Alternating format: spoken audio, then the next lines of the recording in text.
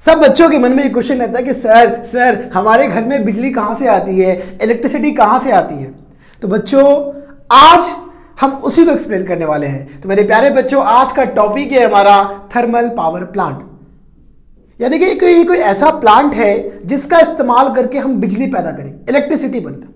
मतलब इलेक्ट्रिसिटी कैसे बनता है उसके बारे में डिस्कशन करेंगे, और वो आपके घरों तक कैसे पहुंचता है उसके बारे में भी बात करेंगे।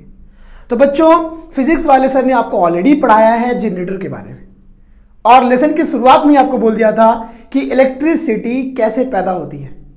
हम जानते हैं एक मशीन है, एक डिवाइस है जिसका नाम है जनरेटर। जनरेट करने वाला क्या जनरेट करता है? वो इलेक्ट्रिसिटी को, करंट को जनरेट करता है। कैसे? मैकेनिकल एनर्जी को कन्वर्ट कर देता है इलेक्ट्रिकल एनर्जी, है ना।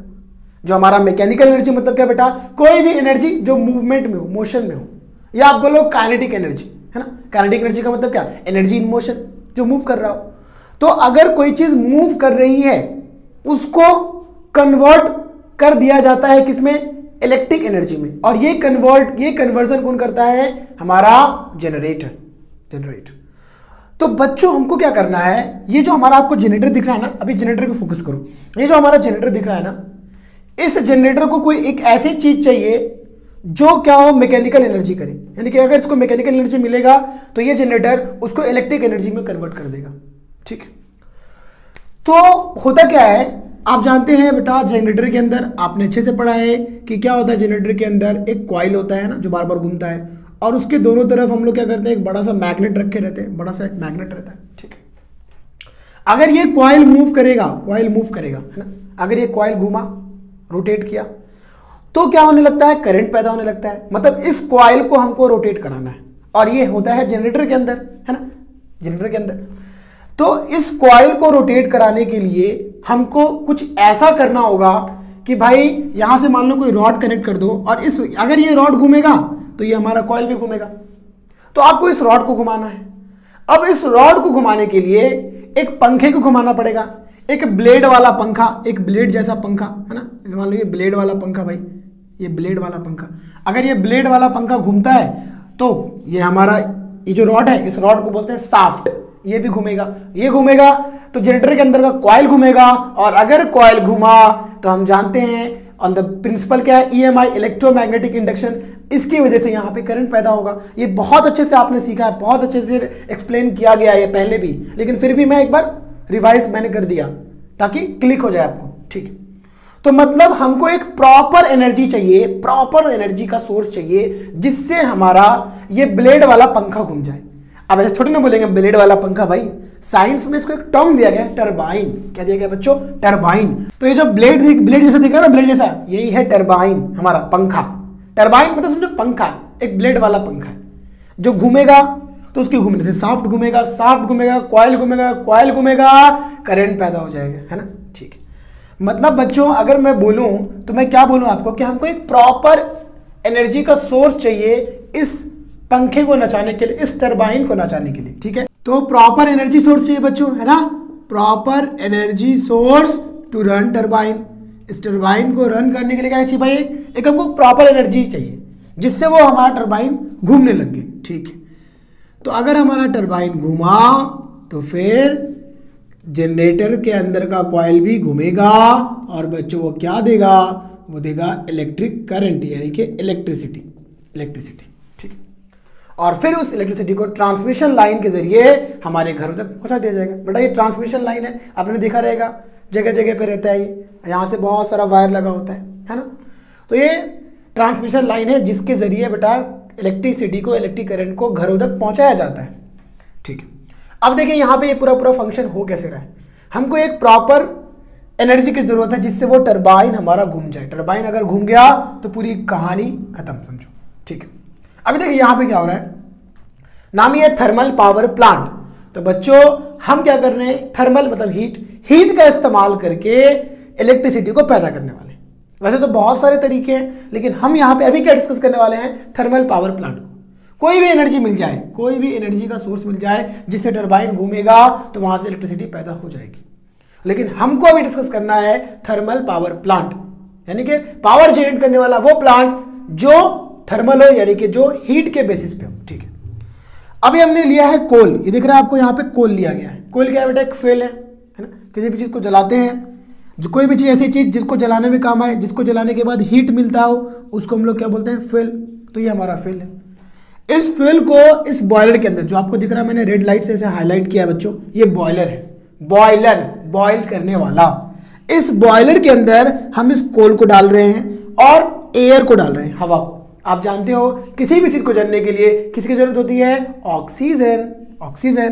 तो ये हम जानते हैं बेटा, कोल जो होता है वो कार्बन से मिलकर बना होता है। तो कार्बन और ऑक्सीजन आपस में रिएक्ट करके कार्बन डाइऑक्साइड गैस बनाएंगे, है ना। और कोल के अंदर बेटा नाइट्रोजन भी होता है, सल्फर भी होता है, हाइड्रोजन भी होता है, ठीक है, और भी एलिमेंट्स होते हैं। तो कार्बन ज़्यादा अमाउंट में होता है, ठीक है। तो कहने का मतलब किसी भी चीज़ को जलने के लिए सर ऑक्सीजन की रिक्वायरमेंट होती है, इसीलिए हमने यहाँ पे फ्यूल को भी डाला, यानी कि कोल को डाला और एयर को डाला, ठीक है। और यहाँ पे दोनों को जला रहे हैं, है ना। रेड से मैंने बता दिया। कंबशन, कंबशन का मतलब जलना, ठीक है। तो कंबशन और बर्निंग कर रहे हैं, यहाँ पे फ्यूल को जला रहे हैं। बेटा फ्यूल को जलाएंगे तो क्या होगा सर? वहाँ से धुआं निकलेगा, स्मोक निकलेगा। तो कंबशन जो होगा तो वहाँ से जो धुआं निकलेगा, स्मोक निकलेगा, उसको देखो ये जो एरो दिख रहा है उसको यहाँ पे इस तरह लाया गया और इस स्टैक यानी कि चिमनी की मदद से इस धुएं को, स्मोक को निकाल दिया गया, ठीक है। चिमनी का इस्तेमाल क्यों किया गया? ताकि बहुत हाइट पे जाके, बहुत हाइट पे जाके वहाँ से स्मोक निकले, ताकि हमारा इन्वायरमेंट को ज़्यादा नुकसान ना हो, ठीक है। तो यहाँ से स्टैक और चिमनी का काम क्या है भाई? जो भी स्मोक आ रहा है उसको बाहर एग्जॉस्ट करने का काम, ठीक है, बाहर निकालने का काम, ठीक। तो अब ये जो बेटा बॉयलर है ना, अभी इस बॉयलर के अंदर पानी नहीं है। ये जो आपको पाइपलाइन दिख रहा है ना, ये पाइपलाइन है ना, ये जो बनाया है इसके अंदर पानी है। ये जो चीज़ है ना, ये इसके अंदर पानी है, पाइपलाइन के अंदर, ठीक है। तो जैसे ही बेटा हमारा ये कोयला जलेगा, कोल जलेगा, गर्मी बहुत ज़्यादा पैदा होगी, हाई टेम्परेचर बहुत ज़्यादा हाई हो जाएगा, ठीक है। उसकी वजह से इसके अंदर के जो पानी है वो बॉयल होने लगेंगे और बॉयल होने के बाद स्टीम बन जाएंगे, वेपर बन जाएंगे, भाप बन जाएंगे, है ना। भाप नहीं, भाप, वेपर। तो वेपर बनेंगे और वो स्टीम बहुत ज़्यादा प्रेशराइज्ड होगा क्योंकि बहुत ज़्यादा गर्मी होगी।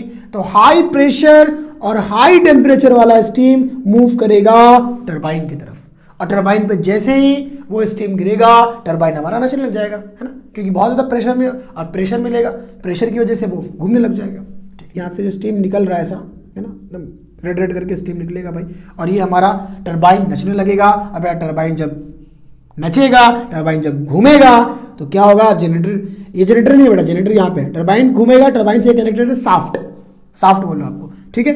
और उससे ये एक्सल है, ठीक है, ये भी एक क्या है भाई? रॉड है। ये घूमेगा, ये पहले घूम रहा है टरबाइन, ये भी घूम रहा है, ये घूम रहा है, ये भी घूम रहा है, ये घूमेगा, जनरेटर के अंदर का कॉइल घूमेगा और फिर इलेक्ट्रिसिटी पैदा होगी। हम जानते हैं इलेक्ट्रिसिटी पैदा होगी, फिर ट्रांसमिशन लाइन के जरिए घरों में भेज दो, हो गया इलेक्ट्रिसिटी पैदा। सर इतना सिंपल? अच्छा, तो सर ये सब क्यों बनाया है? अच्छा यही बता देता हूँ। देखो इसका बहुत बड़ा इस्तेमाल है। क्या? अब यहाँ पे जो लो प्रेशर वाली स्टीम है ना, यानी कि हाई प्रेशर वाली स्टीम इस पर गिरी और ये ना चलेगा, और जो स्टीम बेटा, कुछ स्टीम यहाँ पे जो लो प्रेशर वाले रहेंगे वो नीचे आएंगे, ऐसा नीचे की तरफ आएंगे, इसमें, ठीक है। और ये बेटा कैसा है?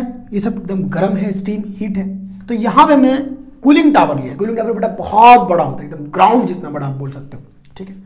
और उसमें नीचे में कूल्ड वाटर है, ठंडा पानी है। कूलिंग वाटर मतलब पानी गर्म लेगा और उसको ठंडा करना। इसका काम क्या है? गर्म पानी को लेना और उसको ठंडा करना। और बेटा यहाँ पे एक प्रिंसिपल काम करता है, heat exchange principle. Heat exchange जो आपने हीट चैप्टर में भी पढ़ा होगा, नहीं जानते हो कोई बात नहीं। हीट एक्सचेंज क्या होता है सर? देखो अगर ये हॉट, ये वाली रेड वाली हॉट बॉडी है और ये नॉर्मल बॉडी है, तो हॉट बॉडी को जब नॉर्मल के पास लेके जाओगे तो ये भी धीरे धीरे अपना हीट ये धीरे धीरे ट्रांसफॉर्म करने लगेगा, है ना, अपने हीट को ट्रांसफर करने लगेगा इस वाले में, और कुछ टाइम के बाद ये भी गर्म हो जाएगा, है कि नहीं? तो इसी को बोलते हैं नॉर्मली हीट एक्सचेंज। तो यहाँ पे भी वही चीज़ें हो रही हैं। अभी ध्यान दीजिए, अभी यहाँ पे तो यहाँ से बेटा कूलिंग टावर से ठंडा पानी, कोल्ड वाटर हमारा आता है। ये कोल्ड वाटर यहाँ पे आ रहा है इस तरह। पंप चाहिए बेटा, पंप खींचेगा पानी को, इसलिए पंप है। पंप ने पानी को खींचा। पंप का मतलब क्या? पानी को एक जगह से दूसरी जगह पहुंचाने का एक मशीन होता है, पंपिंग मशीन, है ना, या पंप बोल दो, ठीक है। तो ये पानी को लेके आया, ठंडे पानी को यहाँ पे लेके आया, और यहाँ का माहौल कैसा है? एकदम गर्म, हीट, हाई टेम्परेचर। तो उसकी वजह से ये हमारा ठंडा पानी हो जाएगा गरम, ठीक है। लेकिन जैसे ये ठंडा पानी आएगा यहाँ के माहौल को कर देगा ठंडा, क्योंकि हमने देखा ना हीट एक्सचेंज, यानी कि ये गर्म रहेगा, ये ठंडा है ना, ये नीचे जो आ रहा है ठंडा पानी है, ये ठंडा पानी है और ये गर्म है, तो ये जब इसके कांटेक्ट में आएगा तो ये ठंडा हो जाएगा, है ना। तो यहाँ पे हो गया ठंडा। और ये सब कहाँ पे हो रहा है? कंडेंसर के कंडेंसर के अंदर। इस डिवाइस का नाम क्या है? कंडेंसर, कंडेंस कर देने वाला, वेपर को वाटर बना देने वाला, स्टीम को पानी बना देने वाला। तो अब ये स्टीम जब हमारा ठंडा होगा तो क्या बनेगा? लिक्विड बन जाएगा। अरे लिक्विड को आप गर्म करोगे तो वेपर बन जाएगा, वेपर को ठंडा करोगे तो लिक्विड बन जाएगा, लिक्विड को ठंडा करोगे तो क्या बन जाएगा? सॉलिड, यानी कि आइस, और आइस को फिर से अगर आप गर्म करोगे तो क्या बन जाएगा? लिक्विड। वही चीज़ है। तो यहाँ पे जो वेपर है हमारा, स्टीम है, वो इस ठंडे पानी की कांटेक्ट में आने की वजह से वो बन जाता है लिक्विड पानी, ठीक है। और ये सब एक डिवाइस के अंदर होता है जिसका नाम है कंडेंसर। अब ये क्या हो गया? बट ठंडा पानी हो गया। अब इस ठंडे पानी को वापस यहाँ जाने दिया जाता है और ये जो हमारा पंप है इस ठंडे पानी को लेके जाता है फिर से इस बॉयलर के अंदर, फिर से इस पाइपलाइन में पानी रहेगा और ये बॉयलर क्या होगा? यहाँ पे कोल जल रहा है लगातार high temperature, high heat energy developed हो रही है, ठीक है। जब हीट एनर्जी यहाँ से प्रोड्यूस होगी तो ये बॉयलर, फिर से बॉयलर के अंदर का पानी, ये जो पाइपलाइन है इस पाइपलाइन के अंदर का पानी फिर से क्या होने लगेगा? बॉयल होने लगेगा और वो स्टीम बन जाएगा। क्योंकि ये सारी चीज़ें एक बहुत बड़े कंटेनर के अंदर होता है जिसका नाम क्या है? बॉयलर, ठीक है, बॉयलर। तो इस पाइपलाइन में सारी कहानी हो रही है। अब ये बन गया स्टीम और फिर से यहाँ पे आएगा, फिर से ये नचेगा। तो इस तरह हमारा वाटर रिसाइकल होता रहेगा। यानी कि वो जो स्टीम है ना, थोड़ा भी हम बर्बाद नहीं होने देंगे, वाटर को बर्बाद नहीं होने देंगे। देखो वाटर का रिसाइकल हो रहा है, इसीलिए इसका इस्तेमाल किया गया। और यहाँ जो गर्म पानी जो मिला ना, इस गर्म पानी को वापस भेज दिया जाएगा। चलो भाई जाओ, कहाँ जाओ भाई? कूलिंग टावर में। कूलिंग टावर वापस आएगा, ठंडा करेगा, कूल करके फिर वापस कूल वाटर को यहाँ भेजेगा। फिर यहाँ पे ये गर्म हो जाएगा, फिर गर्म पानी वापस आएगा, फिर ठंडा करेगा, फिर ठंडा पानी यहाँ आएगा, फिर ये गर्म हो जाएगा और इसको ठंडा कर देगा, खुद गर्म हो जाएगा, इसको ठंडा कर देगा, है ना। तो सिंपल सी बात है। अभी देखो ना, मान लो कोई गर्म पानी है, उसमें आपने क्या कर दिया? ठंडा पानी डाल दिया, तो क्या होगा? नॉर्मली हीट एक्सचेंज हो जाएगा यार, ये सब नॉर्मल बात है, ठीक है सर।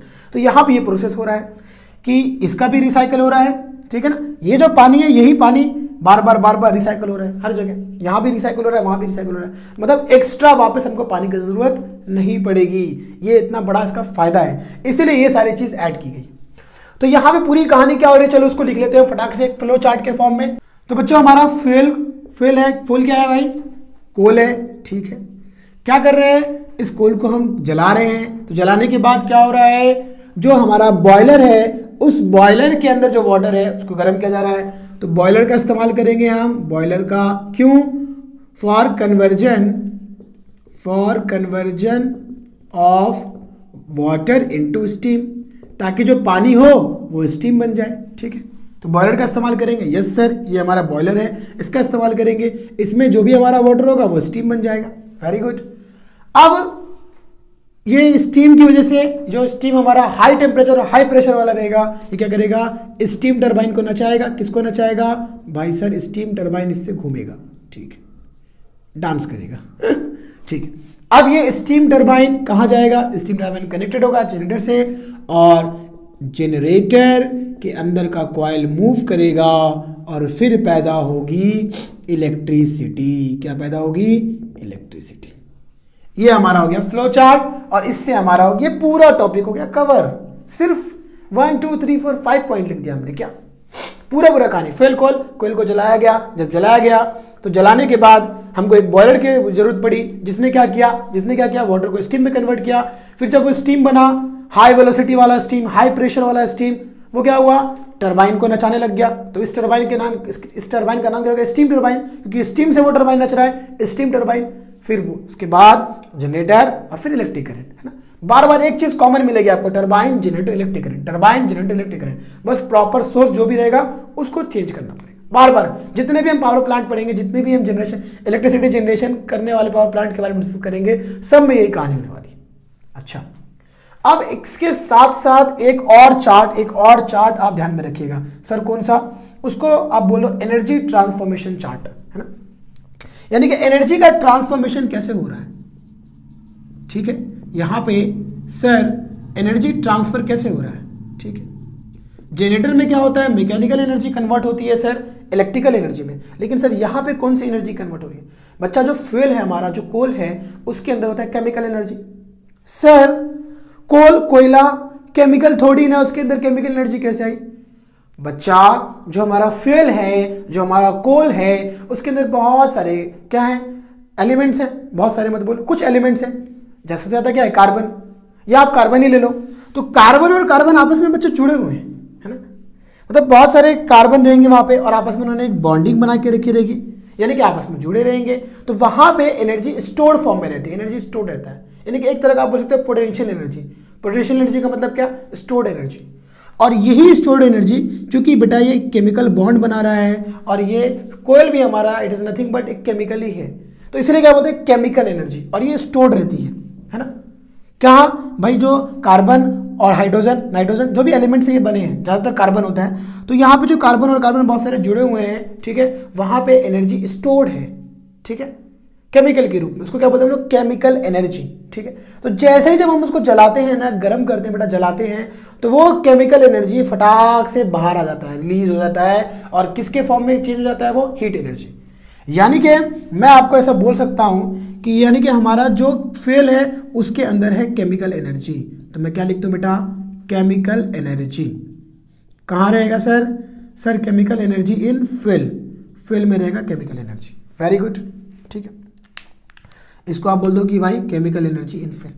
अब वो केमिकल एनर्जी को जब आपने हीट किया तो किस में कन्वर्ट हुआ सर? जैसे ही जलाया हमने वो चेंज हो गया थर्मल एनर्जी, है ना, यानी कि वहां से हमको मिला हीट एनर्जी बोल दो आप, या थर्मल एनर्जी, थर्मल एनर्जी में कन्वर्ट हुआ, ठीक है। अब ये जो थर्मल एनर्जी है बच्चों, ये क्या होगा, इस थर्मल एनर्जी की वजह से बॉयलर में जो बेटा पाइपलाइन है उसके अंदर जो वाटर है, या बोलो बॉयलर में जो वाटर है वो बॉयल होने लगे, यानी कि स्टीम बनने लगे, स्टीम। और जैसे ही स्टीम बनेगा वो मूव करता रहता है स्टीम बेटा।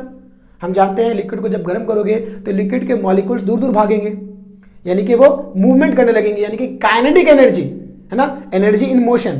तो जो छोटे छोटे पार्टिकल्स रहेंगे वाटर के, वो स्टीम बन चुके होंगे और वो मूव करते रहेंगे, यानी कि अब वो कन्वर्ट हो जाएगा स्टीम काइनेटिक एनर्जी में, काइनेटिक एनर्जी। और वो काइनेटिक एनर्जी किस में दिखेगा आपको? स्टीम में दिखेगा। किस में दिखेगा बेटा? स्टीम में। तो kinetic energy in steam, kinetic energy in steam, steam, ठीक। उसके बाद वो काइनेटिक एनर्जी स्टीम के बाद कहाँ जाएगी? टरबाइन में। टरबाइन में भी तो स्टीम मूव करता रहेगा, तो ये काइनेटिक एनर्जी अब ट्रांसफर होगी स्टीम में। लिख दो मैं के, मतलब kinetic energy in steam turbine, steam turbine, steam turbine. अब टरबाइन घूमा, अब हमारा जो काइनेटिक एनर्जी है जो कि टरबाइन में, स्टीम टरबाइन में था, अब वो काइनेटिक एनर्जी कन्वर्ट हो जाएगा किसमें? जल्दी बताओ, जल्दी बताओ। वो कन्वर्ट हो जाएगा सर इलेक्ट्रिक एनर्जी में, इलेक्ट्रिक एनर्जी में, यानी कि करंट हो जाएगा हमारा पैदा, इलेक्ट्रिक एनर्जी। ये हो गया हमारा एनर्जी ट्रांसफॉर्मेशन का चार्ट, है ना। यानी कि जो फ्यूल जला, फ्यूल के अंदर था केमिकल एनर्जी, ठीक है। जलने के बाद क्या हुआ? गर्मी आई, और जो बॉयलर के अंदर वाटर है वो गर्म हुआ, यानी कि वो कन्वर्ट हो गया heat energy. Chemical energy convert हुआ हीट एनर्जी, यानी कि थर्मल एनर्जी।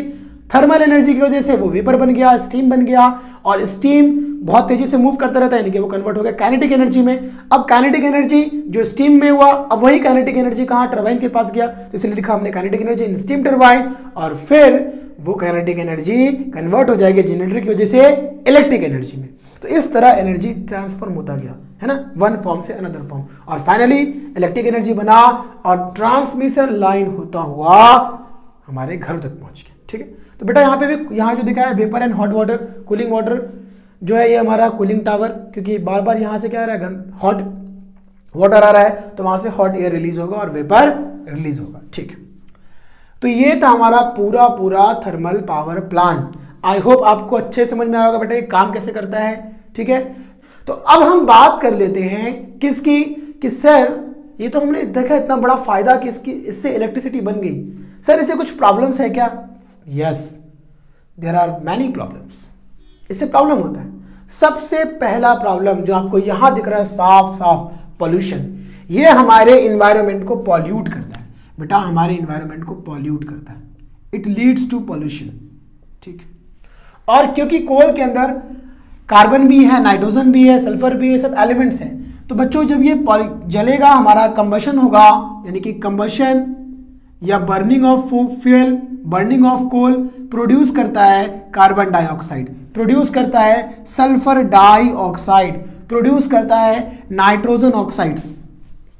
और ये जो गैसेस हैं बेटा, ये सब गैसेस आप जानते हो दे आर पॉइजनस, हमारे लिए हार्मफुल है, हमारे एटमॉस्फेयर के लिए हार्मफुल है। इससे तरह तरह की बीमारी हो सकती है, ठीक है। तो ये क्या कर रहे हैं, पॉल्यूशन फैला रहे हैं। इवन जो सल्फर डाइऑक्साइड है, ये अगर एटमॉस्फेयर में गया तो याद रखना, अगर एटमॉस्फेयर में मॉइस्चर हुआ तो मॉइस्चर और SO2 दोनों मिलके बना देगा सल्फ्यूरस एसिड, सल्फ्यूरस एसिड। और ऑक्सीजन अगर इसको मिल गया तो बना देगा सल्फ्यूरिक एसिड। उसी तरह हमारा कार्बन डाइऑक्साइड को अगर मॉइस्चर मिल गया, वाटर मिल गया, तो वो बना देगा बेटा कार्बोनिक एसिड, और ये बना सकता है हमारा नाइट्रिक एसिड। और इस तरह एसिड रेन के भी चांसेस हैं। अगर ये पोल्यूशन कंटिन्यूअस फॉर्म में होता रहा तो हो सकता है वो एसिड रेन के फॉर्म में गिरे। आपको पता है एसिड रेन एक बार जब हुआ था तो कितना ज़्यादा नुकसान हुआ था हमारे इंडिया में, और ताजमहल का कलर बिल्कुल वाइट था, अभी थोड़ा येलोइश हो गया है, वो एसिड रेन की वजह से, है ना। तो खैर ताजमहल उतना ज़्यादा इंपॉर्टेंट नहीं है, हमारी जान बहुत इंपॉर्टेंट है, हमारी लाइफ बहुत इंपॉर्टेंट है। तो हमारे साथ कुछ भी खिलवाड़ ना हो, हमारे साथ कुछ भी प्रॉब्लम ना हो, इसीलिए इसका इस्तेमाल कम करना बेहतर है, क्योंकि यहाँ पे पोल्यूशन हो रहा है। तो एक प्रॉब्लम ये है कि यहाँ पे पोल्यूशन हो रहा है। सर और कुछ प्रॉब्लम है? यस बेटा और प्रॉब्लम है। यहाँ से जो स्मोक निकलता है ना, वो बहुत सूटी होता है, यानी कि ब्लैक स्मोक, सूटी मतलब ब्लैक स्मोक के अंदर जो छोटे छोटे पार्टिकल होते हैं ना, आप उसको बोलते हो सूटी पार्टिकल। तो ब्लैक ब्लैक स्मॉल पार्टिकल्स दिखते हैं, सूटी पार्टिकल्स आप बोल दो। वो सूटी पार्टिकल्स अगर इंसानों के बॉडी के अंदर चला गया, यानी कि हमने सांस लिया और वो हमारे सांस के जरिए, है ना, रेस्पिरेशन किया, ब्रीथ के जरिए अगर हमारी बॉडी में गया और हमारे लंग्स में चला गया, हमारे फेफड़े में चला गया, तो लंग्स कैंसर हो सकता है, हमारा लंग्स खराब हो सकता है, अस्थमा हो सकता है, अलग अलग तरह की बीमारी हो सकती है, रेस्पिरेटरी डिजीज हो सकता है ना। तो भाई बहुत ज़्यादा हार्मफुल है। इवन ज़्यादा अमाउंट में अगर हमारे बॉडी में चला गया, इट लीड्स टू डेथ। अब क्या बोलूँ मैं, कैंसर में भाई लंग कैंसर हो जाएगा, अस्थमा हो जाएगा, रेस्पिरेटरी अलग अलग तरह की बीमारी हो जाएगी। तो इससे क्या होता है भाई, रेस्पिरेटरी डिजीज होता है, रेस्पिरेटरी। इसके बाद तीसरा और मेन प्रॉब्लम जो है वो है भाई, हमारा जो कोल है वो लिमिटेड अमाउंट में है, लिमिटेड अमाउंट में। आप जानते हैं बच्चों, कोल एक फॉसिल फ्यूल है और इसको बनने में मिलियन ईयर्स लगते हैं। तो भाई काफ़ी टाइम पहले, मिलियन ईयर्स अगो, बहुत सारे प्लांट्स और एनिमल्स जब ज़मीन के अंदर दब गए थे तो धीरे धीरे टेम्परेचर की वजह से वो किस में कन्वर्ट हो गए, कोल में हो गए।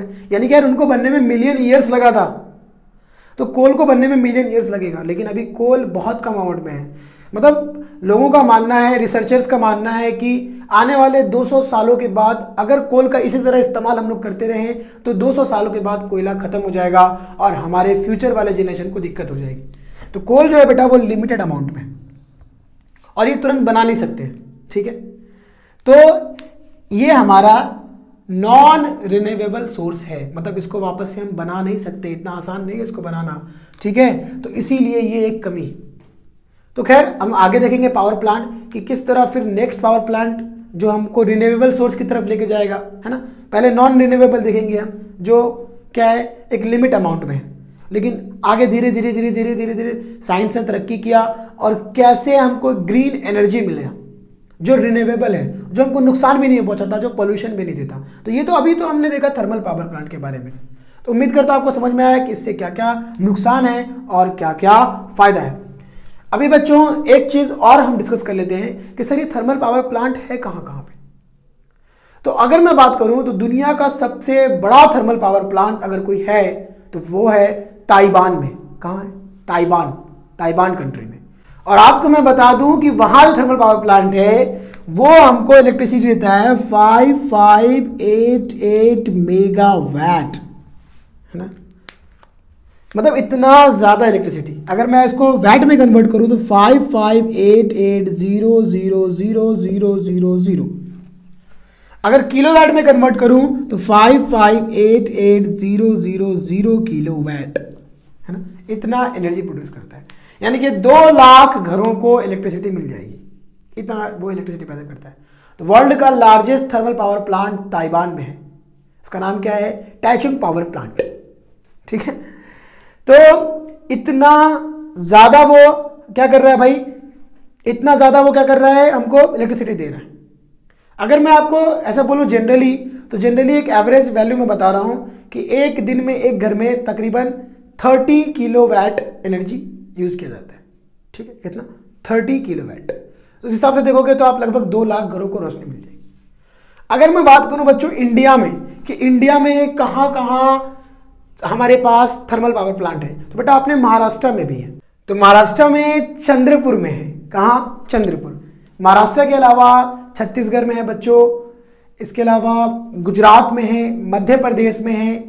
गुजरात की अगर मैं बात करूँ तो गुजरात में मुंदार में है, छत्तीसगढ़ की बात करूँ तो तामनार में है, मध्य प्रदेश की बात करूँ तो मध्य प्रदेश में विंध्यानगर में है, और सबसे ज़्यादा अपने इंडिया में मध्य प्रदेश में इलेक्ट्रिसिटी पैदा होता है। वहाँ तकरीबन 4460 मेगावाट इलेक्ट्रिसिटी पैदा की जाती है। और अगर मैं बात करूँ कि महाराष्ट्र की, तो महाराष्ट्र में जो चंद्रपुर में है बच्चों, चंद्रपुर में जो है वो तकरीबन 3380 मेगावाट प्रोड्यूस किया जाता है। ठीक, मैं एक रफली वैल्यू बता रहा हूँ, एग्जैक्टली मैं यहाँ पे आपको दिखा दूंगा, आप देख लेना। तो बच्चों ये था हमारा पूरा थर्मल पावर प्लांट, कि कैसे थर्मल पावर प्लांट से हम लोग इलेक्ट्रिसिटी को पैदा करते हैं, घरों तक पहुँचाते हैं। ये सारी चीज़ें हमने डिस्कस किया। तो बच्चों मिलते हैं आप नेक्स्ट लेक्चर में। Good bye.